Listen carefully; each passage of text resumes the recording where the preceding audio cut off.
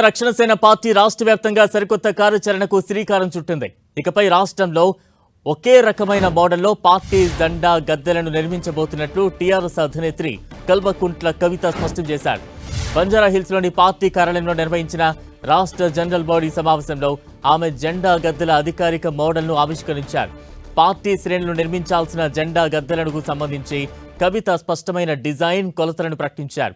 ఈ గద్దెలు మొత్తం 3 ఫీట్ల ఎత్తు 2 ఫీట్ల వెడల్పుతో ఉండాలని, ఇందులో 1 ఫీట్ ఎత్తుగల కింది బేస్ భాగానికి గ్రీన్ కలర్ వేసి దాని మధ్యలో తెలుగు అక్షరాలతో తెలంగాణ రక్షణ సేన అని రాయాల్సి ఉంటుందని సూచించారు.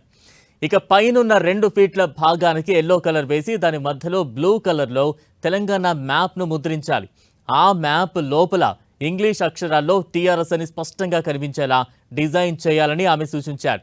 రాష్ట్ర వ్యాప్తంగా పార్టీ జెండాలన్నీ ఒకే రకమైన కలర్ కోడ్తో ఏకరూపంలో ఉండేలా చూసుకోవాలని కేడర్కు పిలుపునిచ్చారు కల్వకుంట్ల కవిత. ఇందులో భాగంగానే ఈ నెల 20 నుంచి జూన్ 20 వరకు నెల రోజుల పాటు రాష్ట్ర వ్యాప్తంగా టీఆర్ఎస్ జెండా పండుగను ఘనంగా నిర్వహించాలని పార్టీ శ్రేణులను ఆదేశించారు. ఈలోపు నిర్దేశిత మోడల్ ప్రకారం గద్దెల నిర్మాణాలు పూర్తి చేసి ఉత్సవాలను విజయవంతం చేయాలని ఆమె కోరారు.